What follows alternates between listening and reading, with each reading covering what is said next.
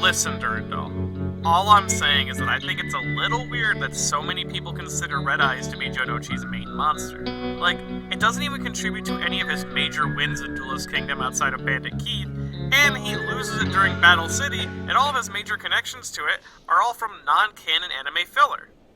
Joey's structure deck had Red Eyes Black Dragon as the feature card. Using this information and the information that Yugi and Kaiman's structure decks featured cards with greater connections to them, it is rather simple to draw a logical line to how it would affect cultural outlook on these two. I mean, fair, but still, Red Eyes doesn't really convey Jonochi's dice and luck-based dueling in the slightest. Target location rapidly approaching. Oh yeah, the Rear Admiral did say something about an important collection of data being around here, but the base has been rather empty. I haven't seen a plug-in point anywhere for you. Target signature located. What? That makes no sense. We're outside. 1 second. The hell? This reading here says that we're basically right on top of it, yet there's nothing around here but these massive trees. Was a tree base that he mentioned as well. Target I fucking heard you, okay? I heard you the first time. Does the signature appear to be above us? Affirmative. God damn it. Well, all that climbing equipment that the Rear Admiral told me to bring makes a lot more sense now. Alright, looks like I'm raw dogging this thing. Let's get to it. Who built this base? Target within walking radius. Give me a minute. I need to catch my breath. I comprehend. Scheduling additional workout sessions. Don't patronize me. Anyways, is it that computer over there? Affirmative. Alright, let's go. Oh wow, this thing is ancient. Looks more like a complex bomb than a data storage unit. Well, either way, get to cracking, Durandal. Oh nice, looks like the data is still intact, and let's see. Diary, secret diary, Spacebook image log, top secret diary, pictures, video. What is all of this? Like, the only thing I can actually open is this single video file. Whatever. You know what, Durandal? I still need to catch my breath. Give it a play. Above all, don't lie to yourself. The man who lies to himself and listens to his own lies comes to the point that he cannot distinguish the truth within him or around him, and so loses all respect for himself and for others. And having no respect, he ceases to love at all. A quote by Fyodor Dostoevsky from the brothers Karamazov. And this quote, amongst many other Dostoevsky works, describes the idea of being true to yourself, no matter how it makes you appear in the eyes of others. Which are words that likely gripped and filled the mind of the pleasantly perky, pent-up pink private possessing a particularly playful personality, Franklin Delano Donut, the newbie private of Blood Gulch Outpost No. 1.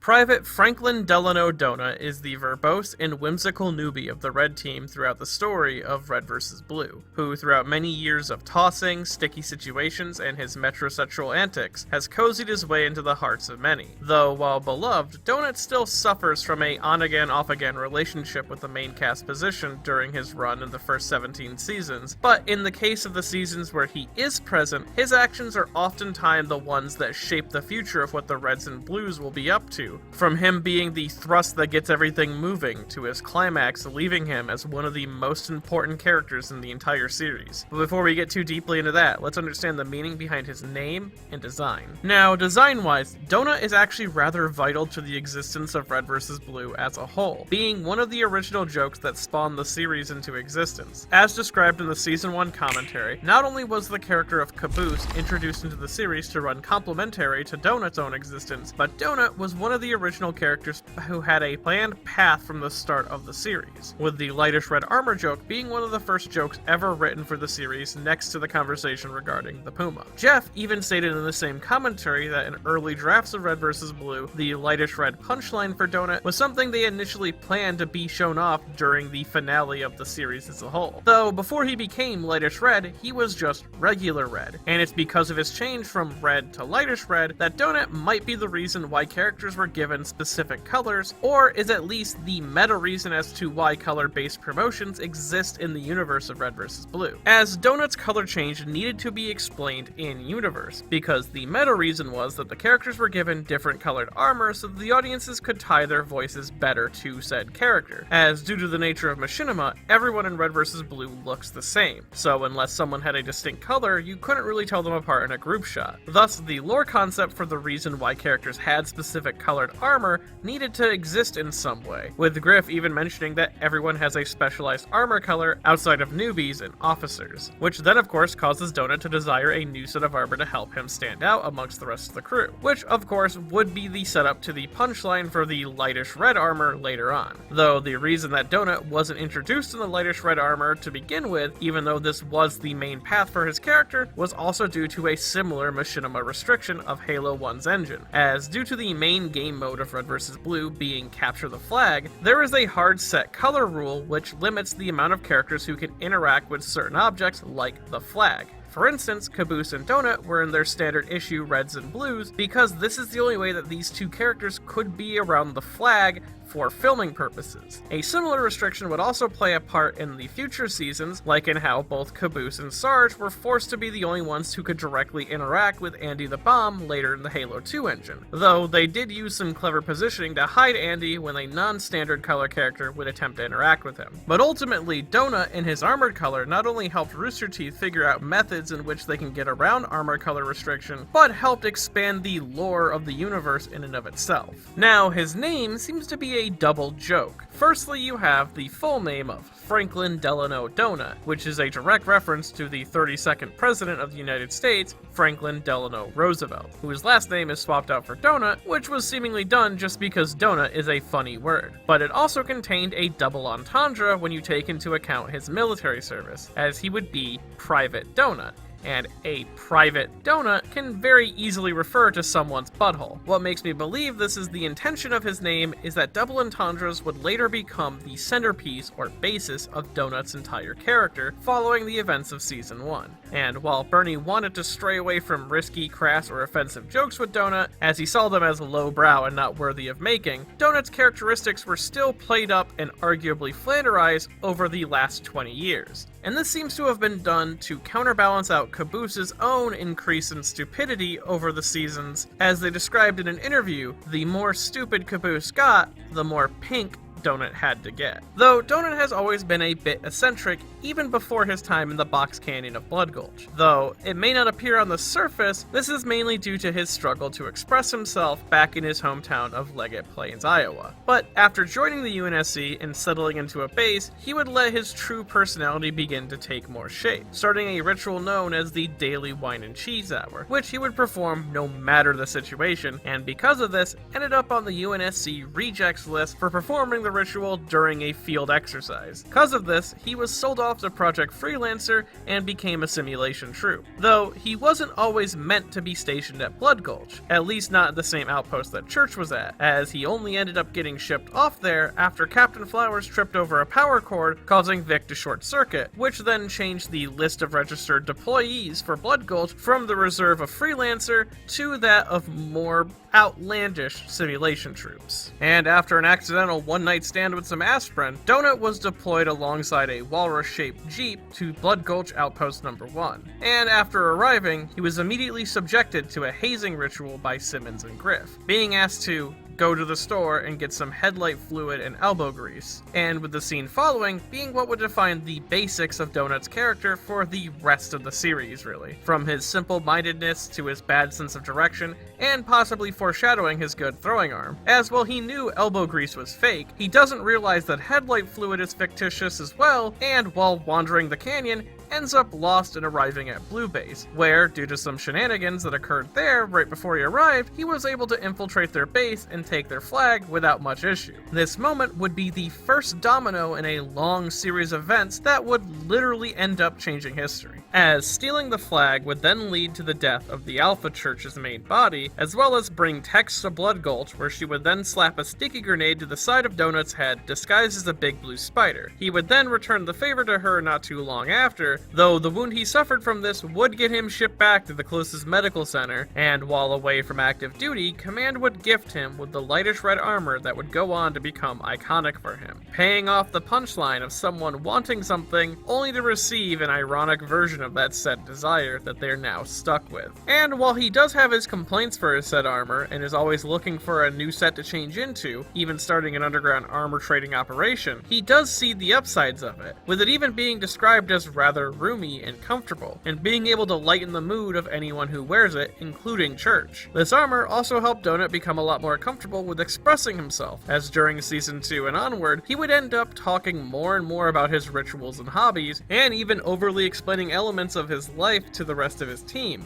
He would even go on to reintroduce Donut's wine and cheese hour, which would happen around 1730, as he had to introduce it early enough into the series because it's the lack of it that gave away Washington's hostage situation during Revelations. And Donut's expressiveness helped him become very popular amongst fans, and this would even go on to eventually lead Bernie and Matt to dropping a side plot planned for the future seasons, which would include the introduction of a new character, this being a wartime reporter that would go around Blood Gulch carrying one of these Spanker rocket launchers like it was a news camera, and instead, the time that would be spent on that character was repurposed and focused onto the popular rookies of both teams, though a new character was still introduced in the form of Doc, and the general idea of a reporter would go on to inspire the character of Dylan Andrews in Season 15. The one thing that really helped Donut's character shine amongst all of Season 2 and onwards was the voice acting of Dan Goodwin, who would begin ad-libbing or giving additional takes of Donut's lines that really brought the character together, with both writers and fellow cast members giving Dan credit for making Donut the iconic character he is today. As well, the grenade throw from the end of Season 1 would likely contribute to Donut's character being given an insane level of precision in the following seasons with all sorts of weapons, from him being able to snipe the medical gun out of Doc's hands at the beginning of Season 2, to him being able to do the same thing against Felix at the end of Season 3, though grenades would become his most effective weapon throughout the entirety of his career, with him being able to throw multiple sticky grenades at once,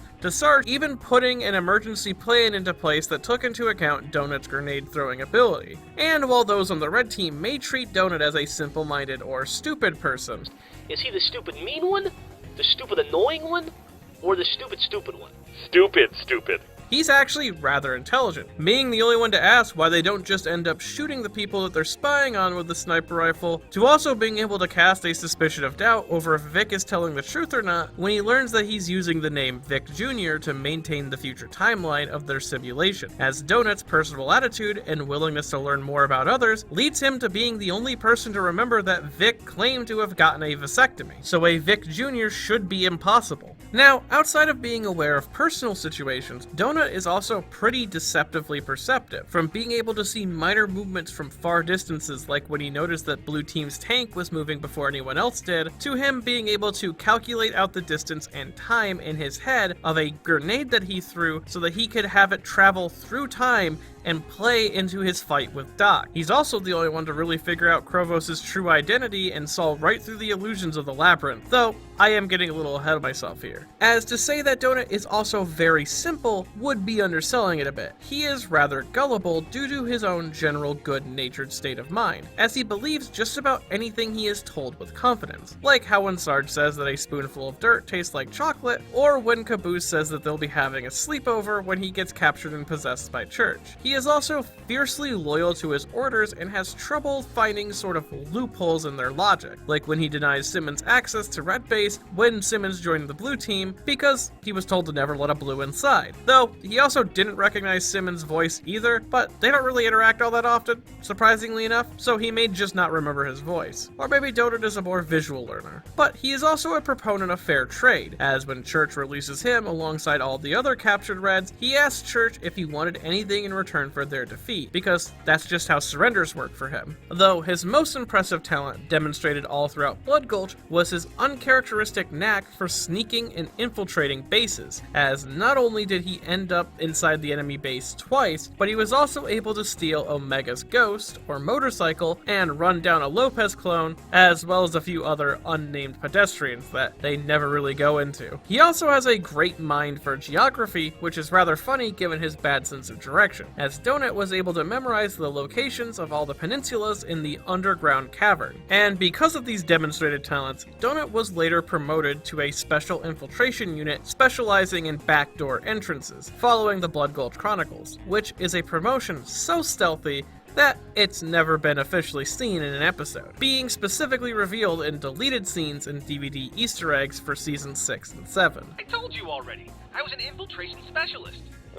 Yeah, that scene was actually deleted from the last DVD. Well, that's just great. Though, this does explain his role in Relocated and Recreation, where, after Blood Gulch, Donut's relocation orders had him sent out to Sandtrap around the ancient alien temple, where, after intercepting Tucker's cry for help and being stalked by CT, Donut decided to track down his friends and relay the message to them, which, funny enough, is the same message that Griff chose to ignore during their raid on Command one season prior. Though, outside of relaying the message, Donut's most memorable moment in Recreation was when he was shot and seemingly killed by Washington. This scene not only helped demonstrate to the audience the heel turn that Washington was undertaking, as Donut's character up to that point was essentially a living embodiment of innocence, but it also showed off a running trend of Donut as a whole, as Donut has had a lot of near-death experiences throughout his long, seasoned career, from a sticky grenade to the head, being crushed by a ship, falling into a huge cavern immediately after being crushed by said ship, several weeks of severe dehydration and exhaustion, getting shot through the chest, and of course, blown up at least on 2 separate occasions. This is a gag that even extends into mini specials, like the one involving the Microsoft representative, who shot Donut in the head, then in the chest, and then blew him up with a grenade just to be thorough. Though, inexplicitly, he has been able to bounce back from each one of these moments without much concern, with even Season 14 making a joke about the constant near-death experiences in the Brick Gulch Chronicles. Though his injuries during Recreation would see Donut out of commission story-wise until Season 10, as the Donut in Season 9 is explicitly a Donut recreated from Epsilon's own twisted and inherited memories. And while Church may have liked the guy, he didn't really understand him. Now, how Donut had survived Washington's shooting was all thanks to the armor that he once considered torture, as after receiving the near-fatal injury, his armor went into lockdown mode, similar to when Sarge got shot in the head in Season 1, and thanks to Doc's medical assistance, Donut was able to make a full recovery, and interestingly enough, he actually showed signs of worry that the blood may end up staining his armor, almost like he's grown attached to the lightish red color. Though, one of the more interesting behind-the-scenes elements of Donut's usage during Season 10 is that his lines ended up being written mostly by Miles Luna, a writer of Red vs. Blue who would go on to make the next 3 seasons known as the Chorus Trilogy, and even ended up voicing Donut in the early web release of Season 11. Donut! Is that you? Sarge? Oh, hey, guys! What have you all been up to? Donut! Is that you? Sarge? Oh, hey, guys! What have you been up to?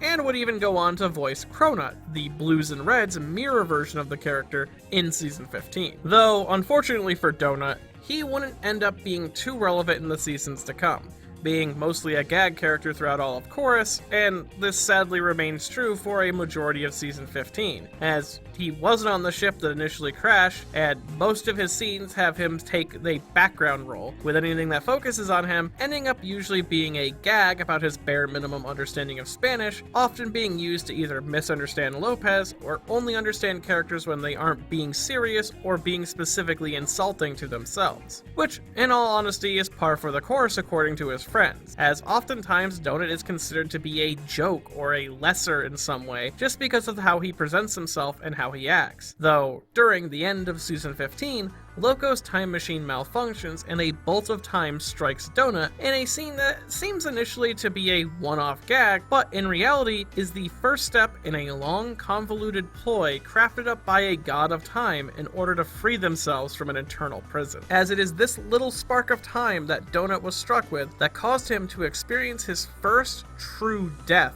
in the series, as his body soon began to violently contort and he was torn apart across time, vanishing from the present with his only witness being Caboose, and all the while his friends barely caring about him or his location. And in this chronologically displaced state, a being claiming to be God reached out to him, repairing Donut's form and gifting him with a time portal gun, and seemingly some other unnamed abilities, as Donut Donut literally walks on water following these events? This godlike being is Krovos, an ancient AI with extremely terrifying abilities. Though, as they are currently powerless, sealed away and waiting to be freed, leaking out small fragments of their knowledge to Shisnos during their sleep. And while still being sealed, Krovos acts very caring towards Donut after saving them, offering him the kindness unseen from his other friends, where it appears like Krovos actually enjoys his company, which, in a sense, is actually true. I'm not being nice to freak you out. I'm just glad something's finally happening. Anything at all. But in feeling wanted for the first time, Donut quickly becomes loyal to Krovos and goes to spread their ideals like a paladin. Eventually, after being directly insulted by his friends for his efforts to try to save them, and seemingly humoring the idea that anyone in the universe would ever like him, Donut decides to steal the hammer from the cosmic powers, which was intended to reapply Krovos' seal. Though, it is Krovos' kindness towards him, alongside the cosmic powers' claims of them being a manipulator, that causes Donut to second-guess Krovos' own intentions, which in turn begins Season 16 and 17's greatest element, Donut's role as a comic relief character being used for more than just a gag. In the text of the story, Donut is a genuinely nice person with a rather caring heart who is ruthlessly tormented by the world for being nice. Yet, in the face of this pain, Donut still chooses to be around his friends and help them when he can, not expecting anything, really, in return. As to paraphrase Dostoevsky again from Crime and Punishment, pain and suffering are inevitable aspects of being a great man, as a really great man will suffer from an even greater sadness. Ultimately, Donut chooses the more painful life with his friends because he believes it to be more honest than the false positivity of Krovos' embrace. Because to go wrong in one's own ways is better to go right in someone else's. Bringing the hammer down, he is halted by a fellow gag character who is punished by the universe as well, this being Doc, who of course, Donut changed cosmically in a meta sense by existing. These two characters are interconnected in a very interesting way that doesn't really play in-universe, but still felt kinda cool. Doc is still loyal to Krovos, likely due to his own broken mind and corruption from the time gun. The two of them have a pretty solid fight as well, shifting in time between multiple set pieces, and while Donut does come out topping, in the exact moment he was about to blast Krovos, a ripple of time is opened up, created by his friends, who prevented Washington from getting injured. This pocket of time is a paradox known as the Everwhen, which essentially starts from the beginning of Red vs. Blue and goes right into Washington's injury, with each fragmented timeline stemming off of the paradox being created whenever someone changes a past event. And once enough paradoxes are formed, the cell containing Krovos, who has now become the best girl of the series, And what even is the present now? Me? I don't go to parties, dear. They come to me. Cool. will shatter, and she will break free and destroy time as we know it. And it is up to Donut to slowly begin piecing together a timeline in order to save his friends and correct all the paradox being created by the other time god AI, Ginkins, who is so deeply unserious as a person that it is his one critical flaw. He is almost a perfect foil to what Donut is becoming, and it is all throughout Season 17 does a lot of long-running bits and character development finally get paid off. From the aforementioned recontextualization of Donut's own Flanderization becoming an actual obstacle for his character to overcome in the narrative of the season, as anytime he goes back in time by himself and continues to be the person he was then, no one really listens to him, writing him off as either being an idiot, annoying, or crazy. Oh, Griff, you fat-headed, fat-mouthed fatty! This is Donut we're talking about. Yeah, he's an unreliable narrator. The vegetarian option on the menu of life. It's also through this arc does he realize how he's been speaking throughout the whole series, never really noticing before that a lot of his dialogue is double entendres until he has to re-say them over and over again. Though the real final payoff of the season is Donut's ascension to a leadership position by owning the past version of himself in the most clear way he possibly could, by calling his armor by its actual color. The pink armor that he has been fated to bear as a gag since the onset of his character becomes a symbol of his bravery. And I think Donut's evolution in Season 17 is probably felt best through Dan Goodwin's own performance, starting the season with the more overly high-pitched and goofy-sounding voice that most fans would be familiar with. Ah! Hey! Just because it doesn't hurt physically doesn't mean it doesn't hurt emotionally. To later picking up a more serious-sounding tone following his own acceptance of who he is. Can't beat us, Genkins. You might have gotten Lopez, but while we're united, you can't win. And Ginkin being his foil also works in sort of a meta sense, similar to how Donut is greatly connected to the writing of Red vs. Blue, especially early on. The character of Ginkins is greatly connected to a metatextual running gag of Red vs. Blue, with that being the unseen green member of Blue Team, Jenkins, someone who is always conveniently off-screen or forgotten about, but is a relatively nice guy that everyone kinda likes. The only time anyone ever really notices him is when something is explicitly wrong with the world, which, of course, can be applied to Donut during the season, but also Jenkins being the baseline for Ginkins makes him someone who can only revel in the what-ifs and if-onlys of time, while Donut goes beyond that. He is someone who doesn't trouble himself with the past, and Ginkins not realizing that the past is the past and you must move forward is exactly what causes his own undoing,